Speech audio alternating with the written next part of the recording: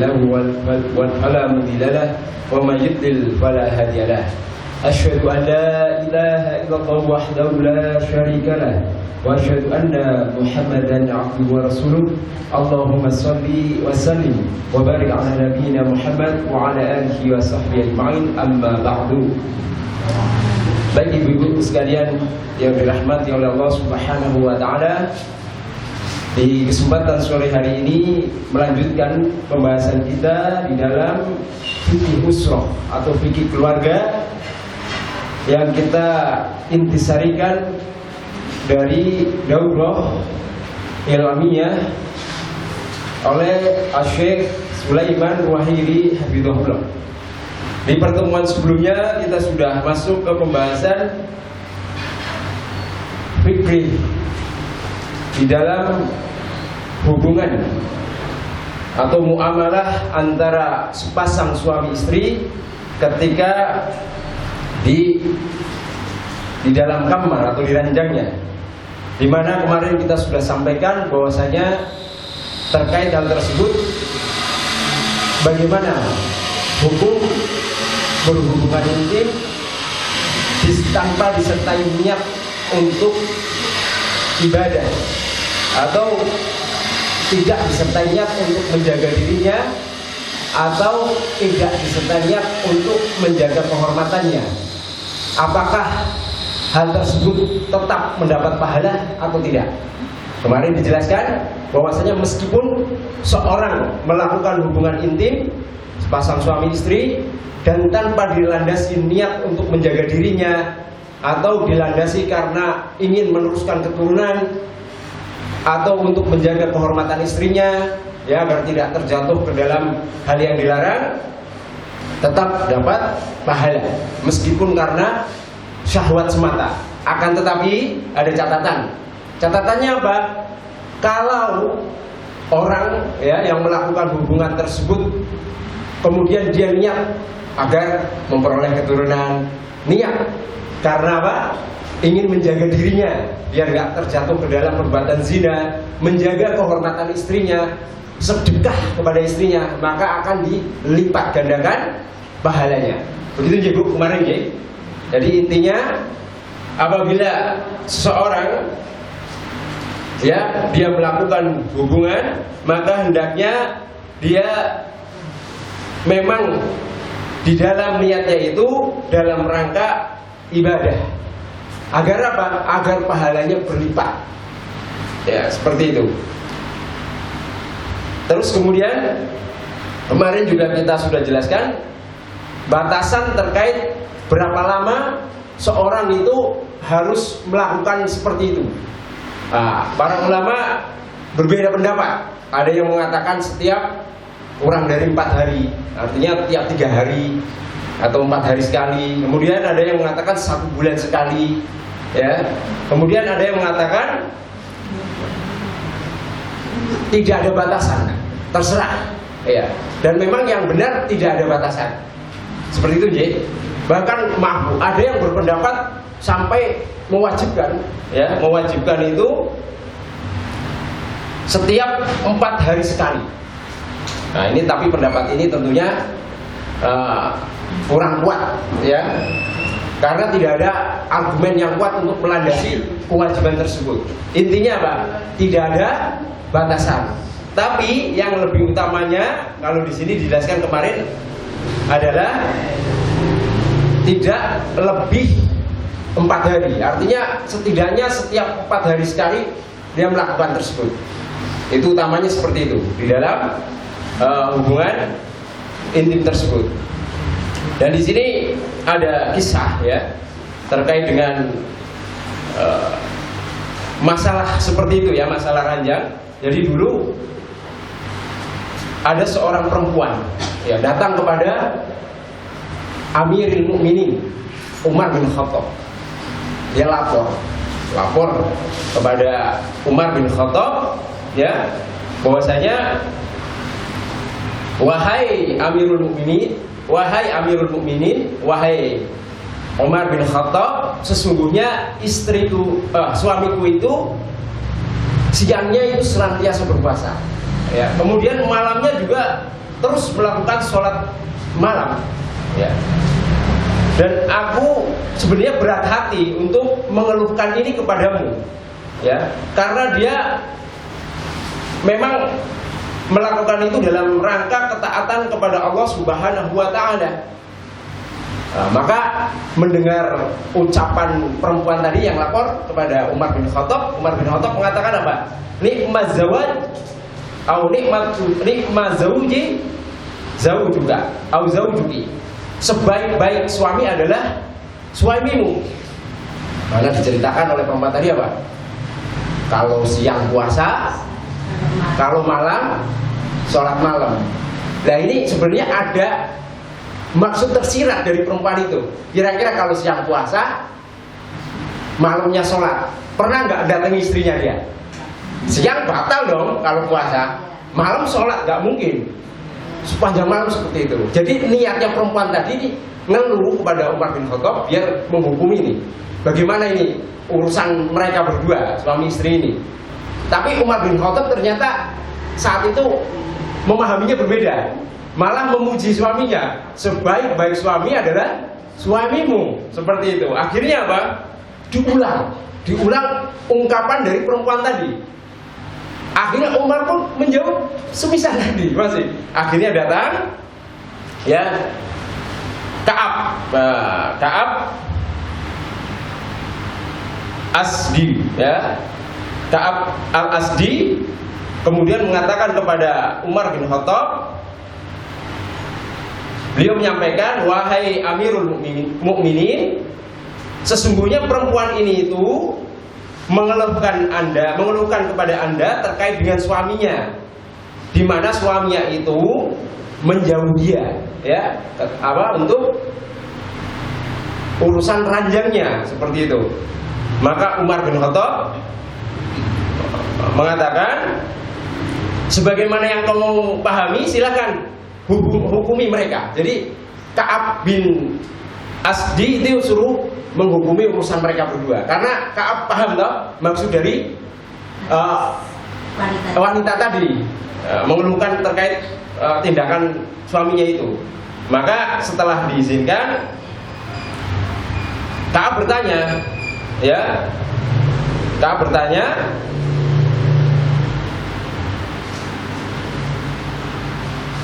atau di sini Ka'ab kemudian memusyawarahkan. Jadi istilahnya menjadi hakim untuk keduanya, begitu ya, menjadi hakim kepada keduanya. Kemudian Ka'ab bersama istrinya itu datang ke suaminya dan berkata, sesungguhnya istrimu ini, ya, mengadukan tentangmu. Kemudian suaminya mengatakan, apakah di dalam makanan atau minuman? Maka perempuan tadi, ya, istrinya itu menimpali, ya, kemudian dengan syair.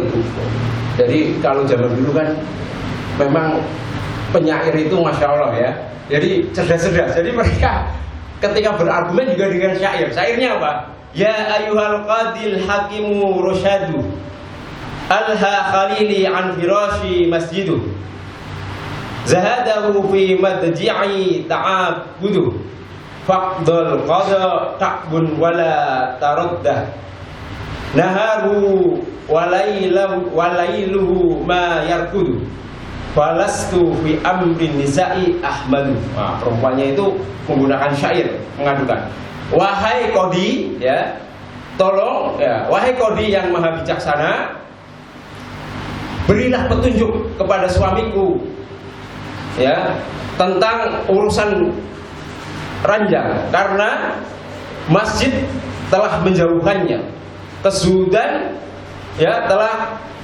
membuatnya jauh, ya, dari ranjangku.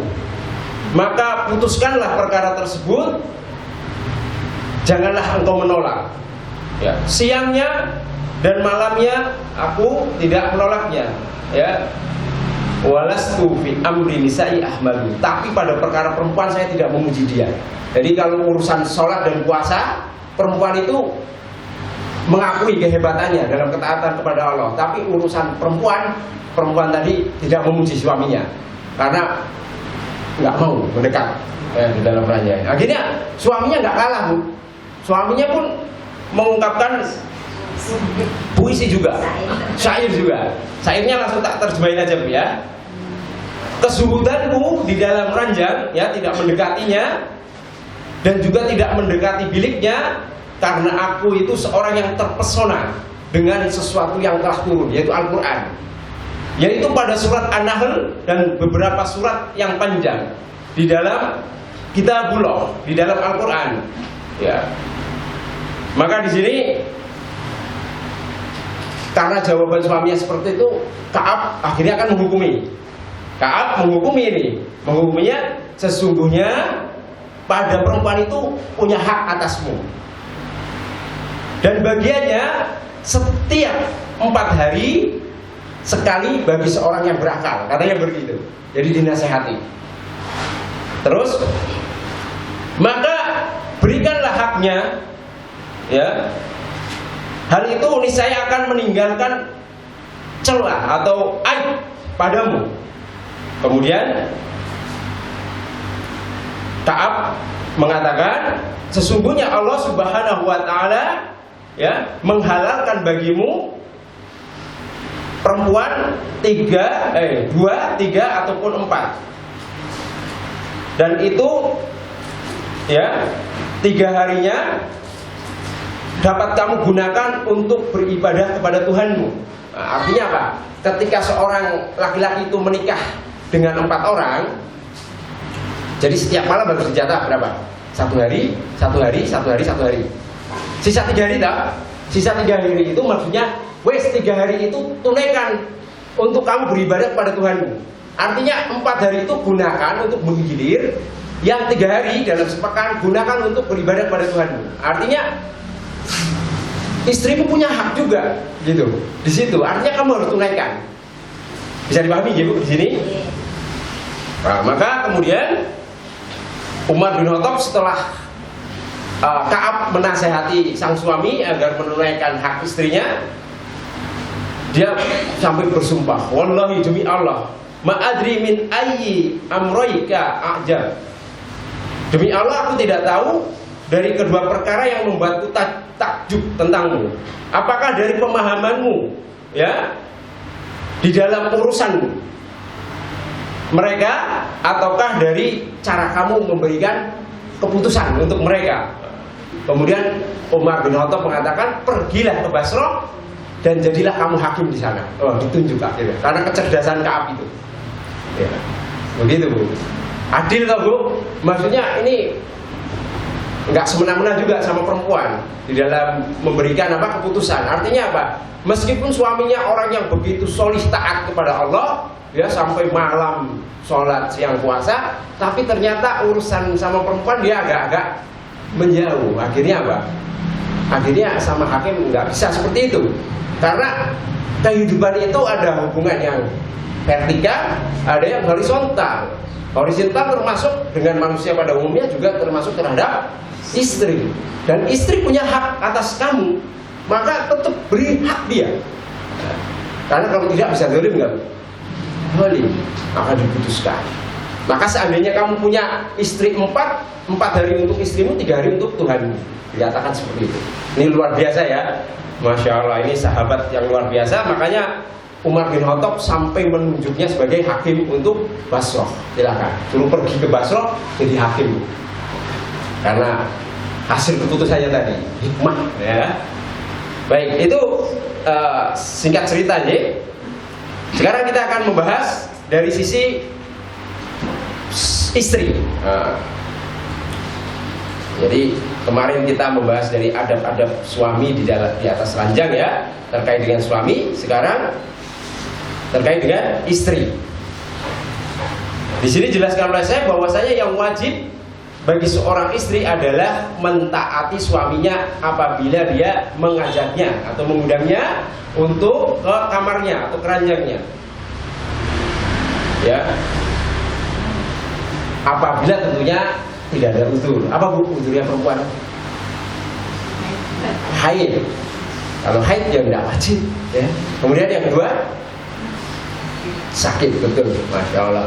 Jadi kalau ada haid sama sakit, ya kita bisa memberikan uzur kepada suami kita atau suami ibu ya, masa suami saya, suami ibu itu, gitu ya.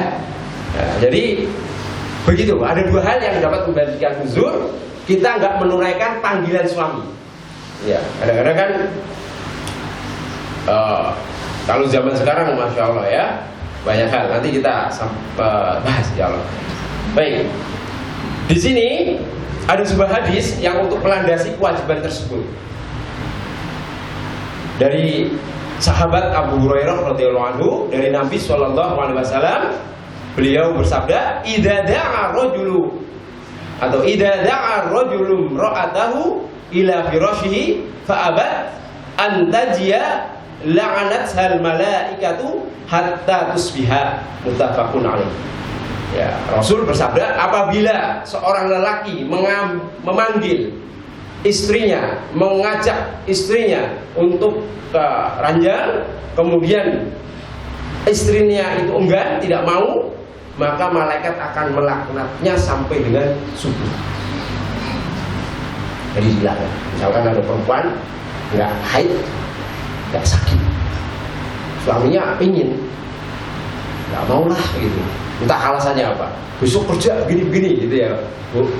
Maka kalau sampai suaminya nggak ridho, marah, tidur dalam keadaan marah, dia akan mendapatkan laknat oleh malaikat sampai subuh. Tapi ada makna di sini. Jadi bukan dimaknai sampai subuh di pagi harinya ternyata. Di hadis lain disebutkan bahwasanya dia akan mendapat laknat malaikat sampai dia rujuk dari perbuatannya. Artinya dia minta maaf kepada suaminya, kemudian dia mau diajak untuk berhubungan. Itu baru selesai laknat malaikat. Artinya tidak hanya sampai subuh.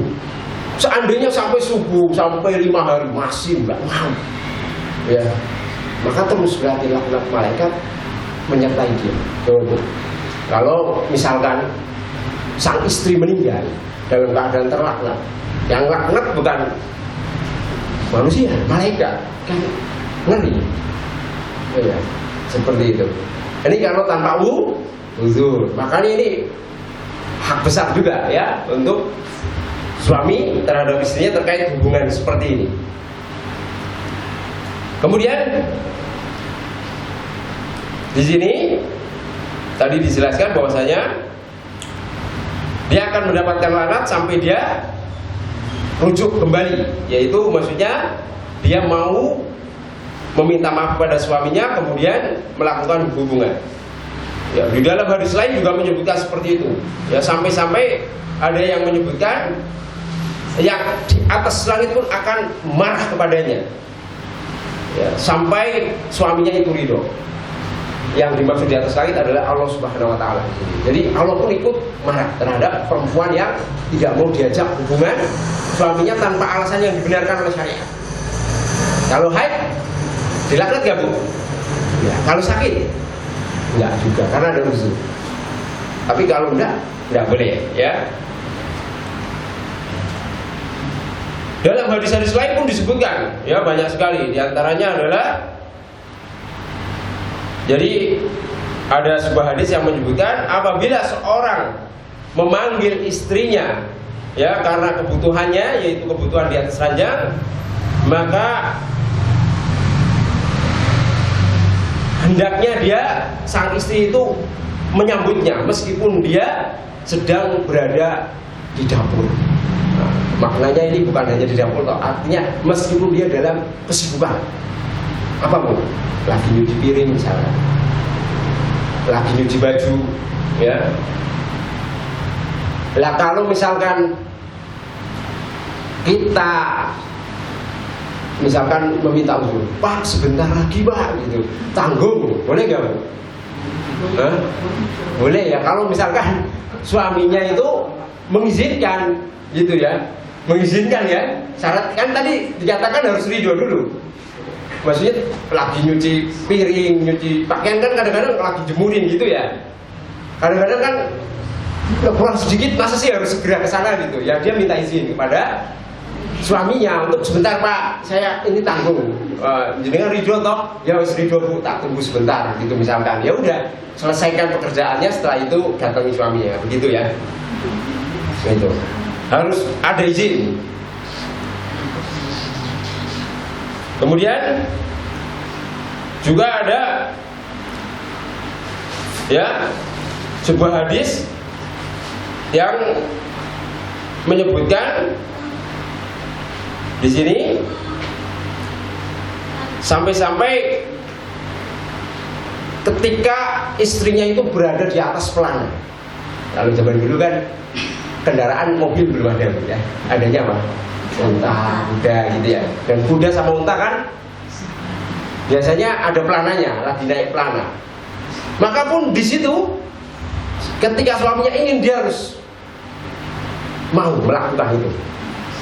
Coba di atas kendaraan. Tapi sebagian ulama mentafsir hadis ini bukan berarti ketika dia ingin harus dilakukan di atas pelananya itu, enggak. Sebagian mentafsirkan bahwasanya suaminya itu ketika memanggil, mengajaknya, dia turun dari unta atau kudanya, kemudian dia ke tempat tertentu untuk melakukan seperti itu. Bisa dipahami ya? Di sini maksudnya ya? Ya. Ini menunjukkan apa Bu? Menunjukkan bahwasanya hak suami begitu tinggi terkait hal tersebut. Nah ini kadang-kadang zaman sekarang ya Bu. Zaman sekarang alasannya kadang-kadang tidak dibenarkan syariat. Apa Bu? Karena pegawai ketika suaminya mengajak ke ranjang, ya dia alasan, wah Pak, besok pagi ada kerja, harus berangkat pagi, nanti takut telat. Alasannya begitu. Nah ini dibenarkan nggak Bu kalau alasannya seperti itu? Tidak ya, tidak dibenarkan. Kalau alasannya pekerjaan, maka harus ya, kalau dia perempuan yang solihah harus segera menunaikan kewajibannya ketika suaminya memanggil. Gitu ya Bu?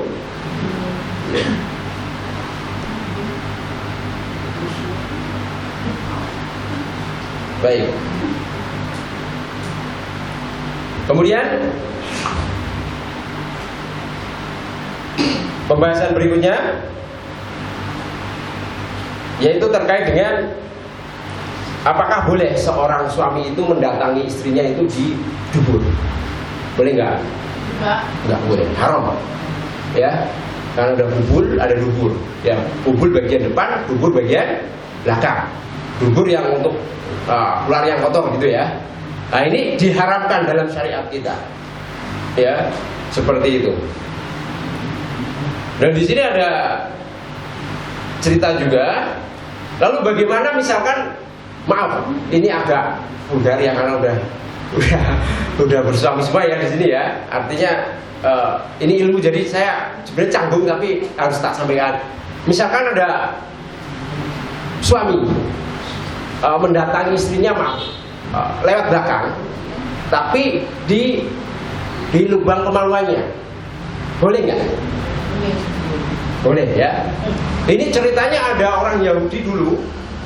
Orang Yahudi itu, dia itu mengatakan kalau ada seorang lelaki mendatangi istrinya, kemudian dia melalui belakang, maksudnya bukan di duburnya, bukan, melalui arah belakang, tapi kepada memang lubangnya ya Bu ya, maksudnya di tempat yang disyariatkan, di situ orang Yahudi mengatakan anaknya bakal juling katanya. Maka turun ayat.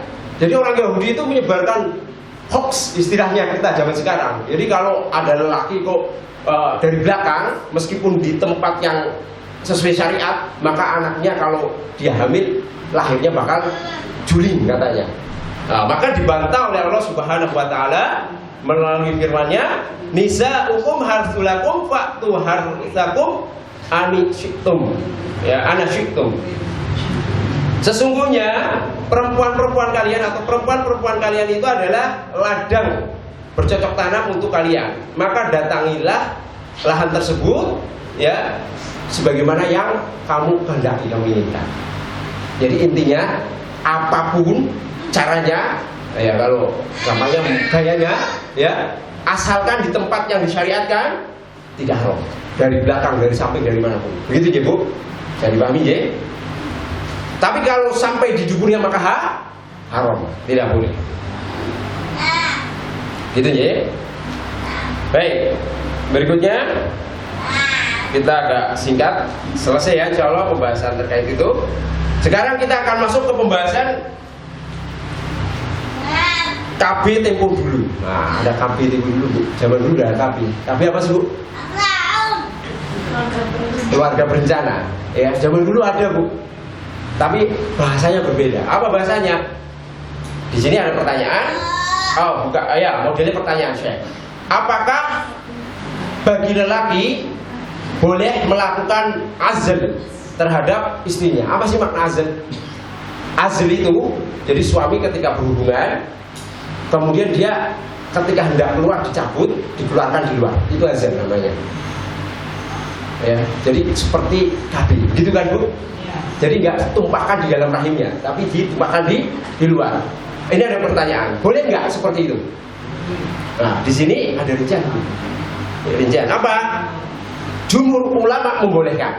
Jumhur, mayoritas ulama membolehkan dengan syarat izin dari istri. Nah, coba sampai segitu harus izin dari istri.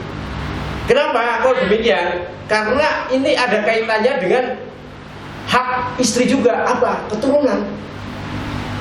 Jadi nggak boleh egois pihak. Jadi suaminya memang nggak pengen punya anak, ya akhirnya dia setiap melakukan seperti itu nggak mau menumpahkan di dalam rahim, cabut keluar, gitu seperti itu. Maka ini tidak boleh, harus izin dulu. Ridho nggak nih istri? Nah, kalau nggak ridho berarti tidak boleh. Sampai seperti ini Bu, syariat Islam mengatur, ya. Jadi hak suami gede, hak istri juga sama. Nggak ada bedanya.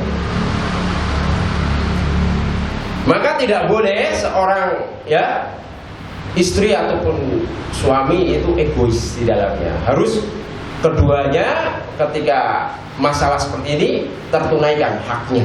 Gitu aja. Tidak boleh seorang suami melakukan azl kemudian tanpa izin istrinya ataupun ridhonya. Begitu juga sang istri tidak boleh minum, kalau zaman sekarang pil KB atau suntik. Suaminya tidak tahu, diam-diam pergi ke bidan, ke dokter. Pak, kayaknya saya pengen nggak punya anak. Suaminya belum tahu nih. Tolong suntik apa tuh namanya kalau sekarang ya? Suntik KB ya. Karena ada macam-macam ya jenisnya ya. Ada yang menggunakan pil, kalau setahu saya itu ada pil. Ya, diam-diam suaminya nggak tahu, boleh nggak? Nggak boleh, harus izin suaminya dulu. Pak, maaf Pak, kayaknya saya sudah agak berat ini ngurusin 10 anak. Saya mau KB dulu ya sebentar, kita kasih jarak. Nah, harus seperti itu. Kalau mau minum pil ini Pak, pil KB saya ingin minum untuk ini apa namanya, biar kita memberi jarak dulu. Suaminya ya Bu, baik gitu. Kayaknya saya lihat juga kamu sudah kerepotan. Nah, maka silakan. Jangan egois, jangan tanpa izin suaminya diam-diam minum pil KB, diam-diam suntik. Ada nggak seperti itu Bu? Ada nggak? Nggak ada. Izin ya Bu? Berarti mantap ya. Lalu bagaimana kalau seorang menggunakan KB permanen? Boleh nggak? Ya, steril. Entah diambil rahimnya atau memang diambil bagian tertentu, dia sehingga tidak bisa hamil kan? Boleh nggak Bu? Ya. Kalau tanpa alasan syariat tidak boleh, haram. Ya, wanita sehat masih berpotensi punya anak, tidak ada uzur, maka nggak boleh. Tapi kalau ada sakit, misal maaf, rahimnya ada adenomyosis misalkan, penyakit kista ya, atau miom, dimana kalau dia hidup dengan miom ya bakal bisa nyawanya terambil. Karena apa? Kalau kaitannya dengan miom atau kista kan ngeri ya Bu ya. Kadang-kadang maaf efeknya ke pendarahan yang mengharuskan dia transfusi dan selainnya, atau membesar. maka biasanya tim medis ya.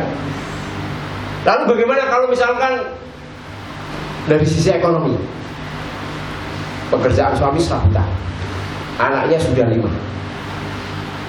dan dengan anak 5 dia empot-empotan biayanya, ya harus kerja siang malam, bahkan kadang-kadang pulang. Boleh nggak Bu? KB permanen? Hah? Boleh nggak? Boleh atau enggak? Gimana Bu? Huh? Boleh. Tapi nggak luzur Bu. Nggak membahayakan nyawanya gimana Bu? Hah? Jadi kalau keadaan seperti itu dia menggunakan KB yang tidak permanen, ya, tapi dikasih jarak dulu supaya bisa memberi makan anak istrinya sampai dia kuat secara ekonomi, baru nanti KB-nya dilepas. Seperti itu ya Bu. Karena nggak ada unsur nyawa kaitannya. Ya hanya sekedar ekonomi. Kalau ekonomi atau kerepotan merawat, maka harusnya dengan cara KB yang non permanen. Begitu ya. Lalu gimana kalau sudah terlanjur nggak tahu ilmunya? Hah? Iya, kalau sudah terlanjur ya tinggal kita banyak istighfar kepada Allah, gitu ya. Bertobat karena tidak tahu. Karena Allah memaafkan kalau kita nggak tahu. Kalau nggak tahu, kalau hukumnya tidak boleh memandulkan permanen, gitu ya. Tanpa uzur. Kalau sudah menopause gimana Bu? Enggak usah KB ya Bu ya. Memang sudah memang nggak bisa gitu ya. Kalau menopause ya nggak perlu di KB permanen. Memang sudah dari sononya begitu ya. Iya, gitu ya Bu ya. Bisa dipahami ya Bu? Ya. Tapi di lain kesempatan Rasulullah SAW pernah menyatakan ya di sini ketika disebutkan tentang perkara azl ini, kemudian Rasul bertanya apa itu gitu. Kemudian seorang bercerita bahwasanya seorang lelaki dia berhubungan dengan seorang perempuan yaitu istrinya, dan dia tidak menghendaki hamil. Gitu ya. Artinya apa? Tidak ditumpahkan di dalam rahim. Maka fala alaikum an taf'alu dzakum fa innama huwa qadar. Maka hendaknya kalian tidak melakukan ya, karena sesungguhnya hal itu telah menjadi takdir. Maksudnya kalau hamil ya udah menjadi takdirnya. Tapi di sini ulama ya menjelaskan makna hadisnya, maksudnya bukan melarang perkara azalnya, tapi apa? Tidak masalah kalian melakukan azal. Tapi kalau seandainya istri kamu hamil, maka itu sudah menjadi takdir Allah. Karena kadang-kadang kalau metode azal, siapa yang menjamin bisa on time tepat waktu? Kadang-kadang kan belum sempat sudah keluar dulu, sehingga masih ada bagian dari laki-laki yang akhirnya menuju rahim, sel telur ya, kemudian hamil. Kadang-kadang begitu. Jadi sebagian ulama menjelaskan maknanya bukan melarang azal, tapi apa? Tapi hanya sekedar apa? Menjelaskan azal itu tidak apa. Kalaupun seandainya terjadi kehamilan itu menjadi takdir. Ya. Dan di sini sebagian Hanafiyah mengatakan azal itu makruh hukumnya. Ya. Makruh. Karena ada riwayat ya ketika Rasul SAW ditanya tentang azal, su'ila anil azli faqal. Jadi Nabi ditanya tentang azal, beliau menjawab dzakal wa'dul khafi. Itu adalah pembunuhan tersembunyi. Makanya kemudian dikompromikan dengan tadi yang hadis pertama, ya akhirnya apa? Dihukumi makruh. Seperti itu menurut mazhab Hanafi. Tapi sebagian mazhab Hanafi. Tapi jumhur ulama apa? Membolehkan. Jadi tidak sampai makruh. Kalau tujuannya sesuai syariat, maka malah dapat pahala bisa jadi. Ya. Tujuannya maslahat yang baik, seperti itu.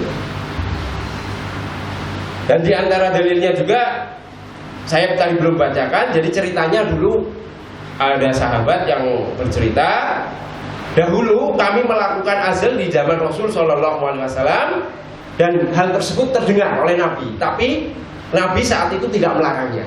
Nah, menunjukkan apa? Azal itu boleh. Itu hadisnya seperti itu.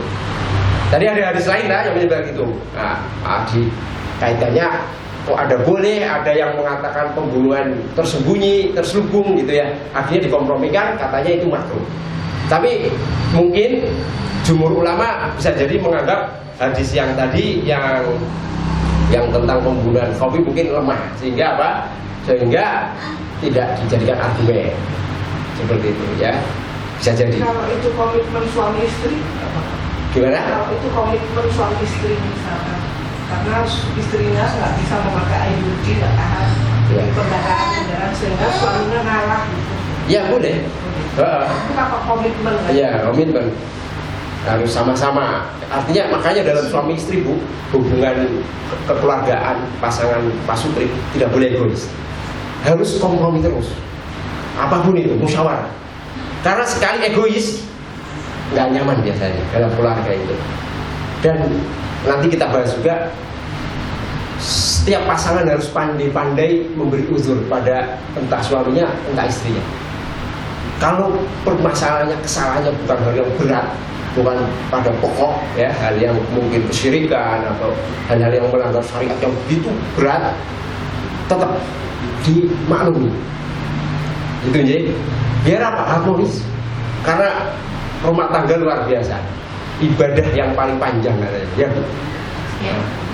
Seperti itu. Jadi makanya butuh kesyukuran, butuh kesabaran, butuh apa? Saling pengertian. Saling pengertian terus. Suaminya seperti apa harus saling pengertian dulu. Baik, kita lanjutkan Bu. Kemudian terkait dengan boleh enggak seorang suami atau istri menyebarkan perkara ranjangnya kepada orang lain. Nah, kadang-kadang sekarang di medsos sekarang gampang orang bicarain apa tentang ranjang ya, tentang apa hubungan intim di medsos.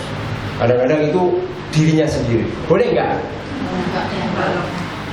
Nggak boleh, haram ya. Aib. Apapun itu tidak boleh. Suami atau istri menceritakan tentang hubungan intimnya kepada orang lain. Siapapun, entah itu bapaknya, ibunya, saudaranya, ya, anaknya, nggak boleh. Hanya menjadi rahasia mereka berdua. Ya, ya kadang nggak masuk akal juga ya Bu. Masuk akal nggak orang kok cerita tentang seperti itu? Kadang-kadang secara orang yang sehat kan nggak mungkin harusnya malu. Tapi ada nggak seperti itu? Ada. Kalau di medsos kadang-kadang ya di YouTube atau apa kadang-kadang ada yang seperti itu. Kadang-kadang maaf artis ya atau selebgram itu kadang-kadang kan seperti itu. Ya nggak tahu tujuannya apa.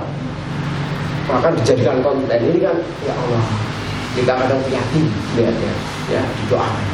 Padahal muslim seperti itu ya, mungkin belum tahu hukumnya atau entah tujuannya karena dunia atau apapun kita tidak tahu. Tapi yang jelas ini perkara yang haram, bahkan haramnya itu haram yang apa namanya yang tingkat tinggi, tablidon, tingkat tinggi keharamannya.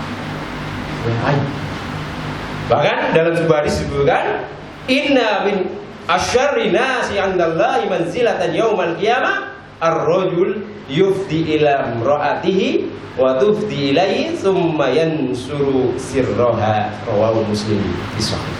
Jadi sesungguhnya manusia yang paling jelek ya di sisi Allah kedudukannya pada hari kiamat adalah seorang lelaki ya yang dia menceritakan tentang hubungan ranjangnya di tengah-tengah manusia. Jelek dan ditemukan istri. Makanya nih semoga kita semua dilindungi oleh Allah Subhanahu wa taala dari perbuatan seperti itu. Gitu ya Bu, bisa dipahami? Kita ringkas. Kemudian saya kira sudah cukup itu ya. terkait dengan pembahasan tadi. Masih waktu? Masih. Kita masuk ke majelis berikutnya, Bu. Majelis baru. Jadi itu terkait dengan adab muamalah suami istri di atas ranjang atau di dalam kamar lah bahasa gampangnya gitu ya. Ada pertanyaan, Bu? Terkait pembahasan fikih ini yang dia dalam kamar? Tidak ada? Kita lanjut majelis baru ya.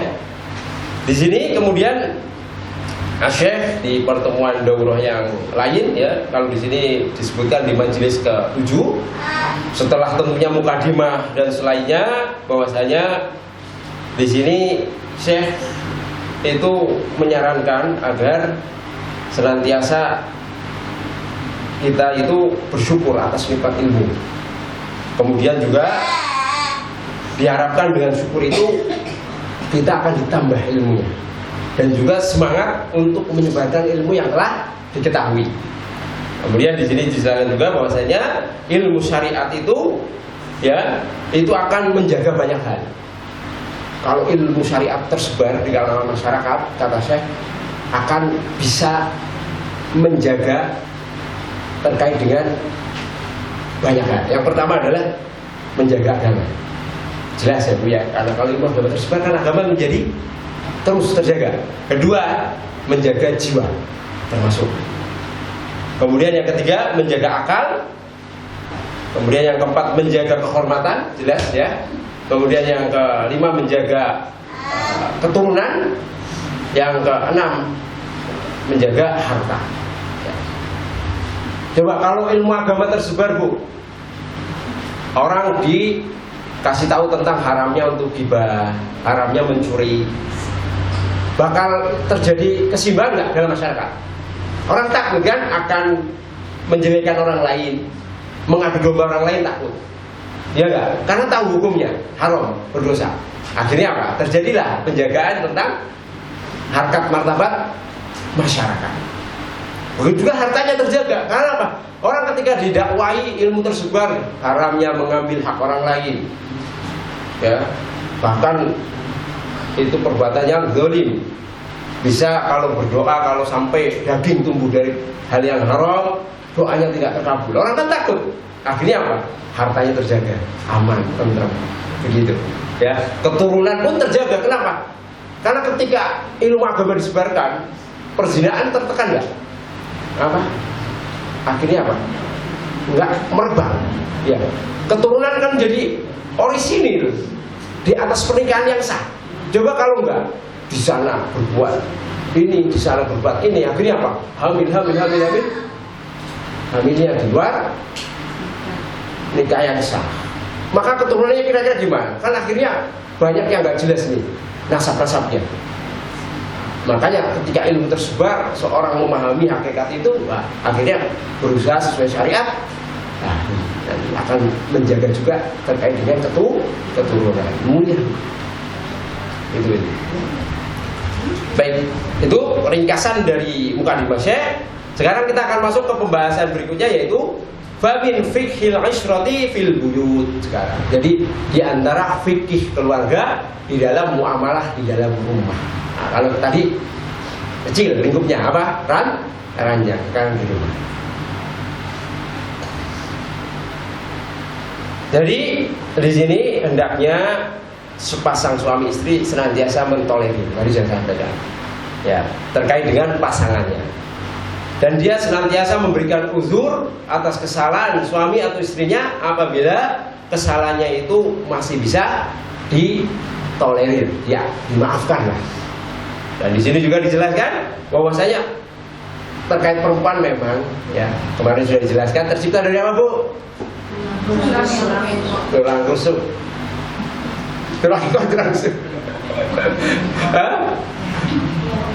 Tulang rusuk. Tulang rusuk pun yang paling bengkoknya. Artinya apa? Dari dasar penciptaannya perempuan sudah bengkok.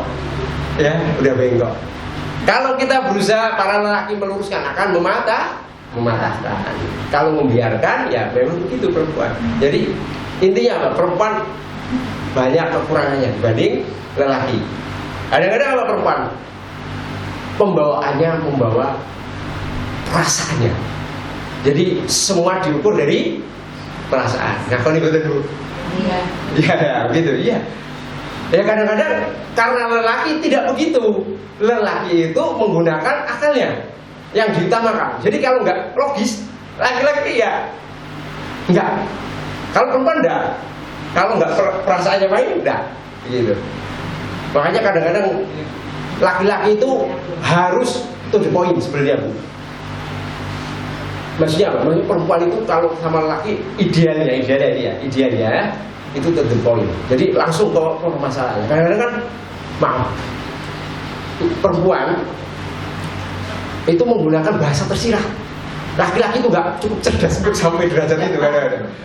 Pak, maaf Pak, saya dari pagi sudah nyuci, nyapu, ngurus anak. Itu sekarang ada anak kita yang 4 belum pulang, saya masih sibuk. Gitu. Istrinya nggak melanjutkan, minta tolong untuk dijemput anaknya itu. Iya. Terus suaminya, oh ya Bu, nanti aja kalau jenengan sudah selesai nggak apa-apa gitu. Ya. Kadang begitu, logika dia menggunakan, ya enggak? Padahal maksud istri apa? Tolong jemput gitu. Saya sudah lelah kan begitu. Tapi suami kadang-kadang itu nggak paham Bu. Tidak tanggap. Iya tidak. Memang tidak paham secara bahasa-bahasa seperti itu. Maka langsung idealnya seperti itu. Atau jemput dulu. Nah, kan enak. Karena Nggak perlu basa-basi gitu. akal Bu yang dipakai. Iya, nggak perlu bahasa-basi. Ngapain buatin Bu? Kadang-kadang seperti itu. Iya. Itu Pak piring masih numpuk. Saya masih jemurin baju Pak. Nah, suaminya, oh iya Bu, nanti aja selesai jemurin baju. Lah, iya, padahal istri, bapak ini maksud saya suruh nyuciin juga. Kadang-kadang gitu. Akhirnya apa? Dongkol. Ya, itu yang salah siapa Bu? Yang salah siapa? Nggak ada yang salah. Gak ada yang salah. Ya memang harusnya idealnya perempuan itu, istri itu secara langsung menyampaikan. Idealnya suami peka. Iya. Tapi kadang-kadang ya itu karena manusia diciptakan dengan kekurangan kelebihan masing-masing, akhirnya nggak sinkron kadang-kadang. Nah, itu harus butuh sama-sama mentolerir di situ. Jadi harus bisa menjaga. Intinya di situ. Coba bisa paham intinya nih, saling mentolerir, gitu ya. Ini ada kisah masih panjang ya, kisahnya panjang juga. Terkait dengan akhlak Nabi yang luar biasa Bu. Nabi istrinya berapa Bu? Yang terkenal. Ini kekhususan untuk Nabi ya Bu. Berapa istrinya? 11 ya. Ada yang 9, ada yang 11 gitu ya. Intinya lebih dari 4. Tapi itu kekhususan Nabi, jawaban Nabi. Jadi ceritanya itu dulu ya ketika Nabi ada berkumpul dengan sahabat, ya ada. Jadi Nabi itu sedang di salah satu rumah istrinya. Lalu istri yang lain ngirim sepiring makanan.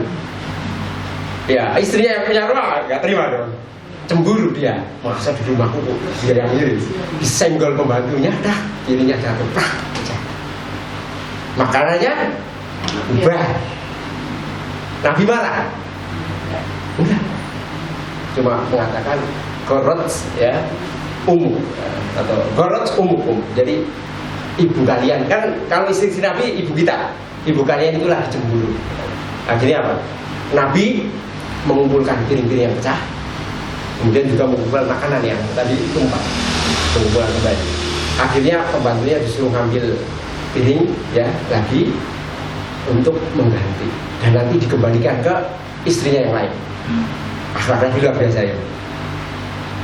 Nggak marahi, juga nggak membiarkan ini ketahuan masalah ini di dia untuk menjaga kedua belah pihak. Ini kan luar biasa ya Bu. Nek orang umum kamu gimana sih gitu ya? Kalau orang biasa langsung ngegas.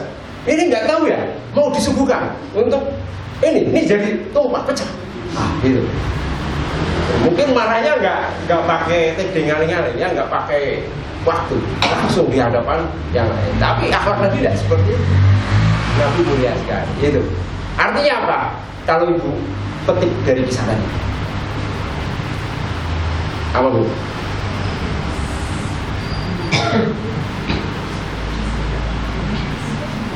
Hah?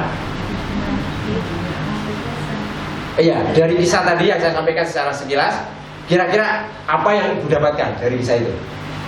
Apa? Hah? Apa Bu? Bisa jadi, moga? Perasaan istri yang satu dengan istri yang lainnya intinya ya wanita cemburu. Wanita penjemburu. Berarti kalau kita cemburu perempuan ya Bu, maksudnya perempuan tidak mau ya. Itu wataknya seperti itu. Ya. Di sini apa Bu? Apa yang Ibu dapatkan kira-kira? Hah? Dari kisah tadi, Ibu mah apa? Tadi disampaikan juga apa? Kebaikan akhlak Nabi ya, karena bisa menjaga kedua belah pihak. Yang lain? Hah? Bersikap adil ya, bagus. Inti pokok apa Bu? Kira-kira? Dalam. Tapi syariat lah Bu. Dalam sebuah keluarga pasti ada permasalahan, meskipun manusia paling mulia. Iya enggak? Manusia paling mulia, Nabi Shallallahu Alaihi Wasallam, ya, yang dicintai oleh Allah tidak diragukan. Tetap ada masalah dalam keluarganya. Ya dah, itu. Apalagi kita yang kadang-kadang egoisnya lebih tinggi, ya, egoisnya nggak bisa terkontrol. Itu pertama itu. Kedua, hikmah lain, Nabi mencontohkan ketika terjadi pergolakan dalam sebuah rumah tangga, cara ngeremnya harus cerdas, biar tidak sampai apinya kemana-mana, ya, menjaga perasaan, ya nggak marahin, cuma dibilang ibu kalian lagi cemburu, begitu. Terus Nabi ngalahin kumpulkan piringnya yang pecah, makannya dikumpulkan, diganti piring yang baru, gitu. Artinya apa? Itu biar kita nyontoh, ya. Jadi jangan, aduh kok keluarga kok enggak romantis, enggak harmonis ya, bawaannya berantem perang gitu ya. Kadang-kadang kan ada perempuan nggak tahan ngeluh, lihat cara tapi manusia mulia. Tapi ada aja masalah keluarga itu ada pasti, nggak ada yang enggak, saya yakin. Entah di bagian mana, karena anak, ya, karena karakter suami, karakter istri, ada. Tapi harus cara bijak untuk menyelesaikan. Ya, itu pelajaran yang kita ambil. Kita harus ingat itu. Kalau ada masalah dalam keluarga, langsung ingat kisah Nabi, selesaikan dengan cara bijak. Gitu aja Bu. Pelajarannya. Jadi jangan, aduh, diem gimana. Kadang-kadang istrinya tidur di kamar anaknya. Saya nggak mau. Pindah ke pura-puranya ngeloni anaknya. Ya jangan seperti itu ya. Selesaikan dengan bijak kalau ada masalah. Gitu. Ya, ini kisah yang luar biasa ya, panjang sebenarnya karena intinya sama seperti tadi yang saya sampaikan, jadi saya singkat. Ya. Masih ada waktu Bu? Masih? Masih ya. Kita sedikit lagi, insyaallah.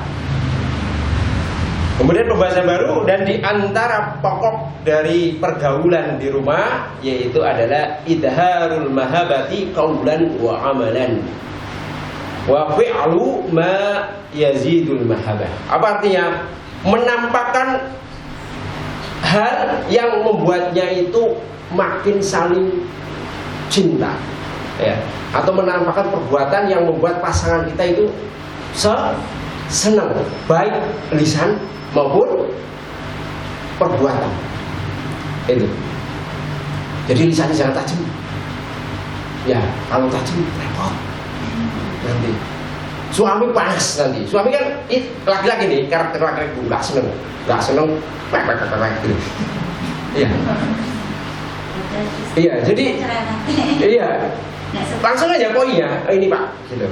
Nah, dia langsung, oh ya, biasanya seperti itu. Tapi kalau harus kesana kemari, ya apapun dibicarakan, gue ya udah, itu pengen-kupingnya. Kadang-kadang harus, belum bawain lah, tak mengkoncong ngopi-ngopi biar adem, gitu. Kadang seperti itu. Ya, jadi harus kita bicara pun sesuatu yang bisa membuat suami kita cinta, ya. Dari pihak suami pun demikian. Dari ucapan membuat istrinya makin terkagum dengan kita. Begitu. Secara lisan maupun amalan. Itu ya. Kemudian juga kita harus melakukan perbuatan yang makin menambah kecintaan. Nah, contohnya apa, Bu?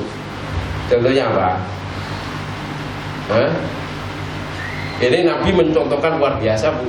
Apa, Bu? Saya sebutkan satu ya untuk penutupan. Jadi ada disahkan Nabi SAW saking romantisnya begini, Bu. Ya. Jadi pernah itu di mana misalnya tadi? Nah, ini dia. Jadi dulu Aisyah istri Nabi yang paling dicintai ya. Pernah minum dan Aisyah itu dalam keadaan haid.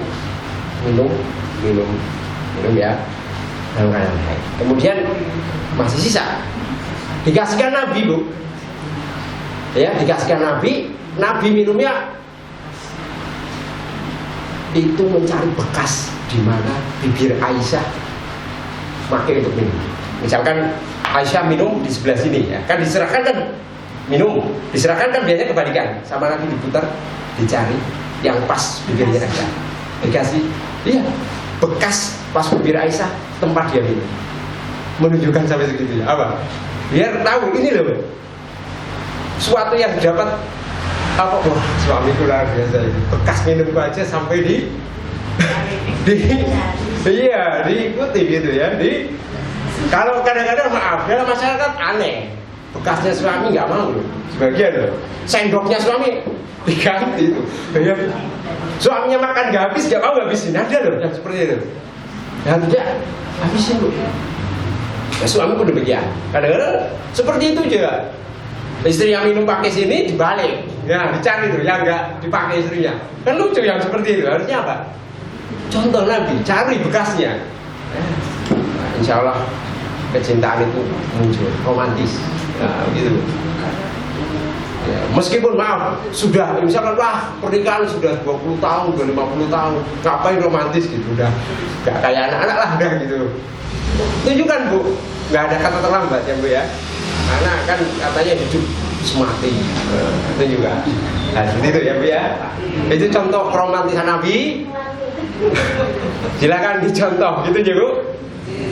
Baik, saya kira itu sebagai penutup karena sudah sore, waktu mulai mau hujan itu, barangkali ibu juga masih harus melakukan pekerjaan rumah.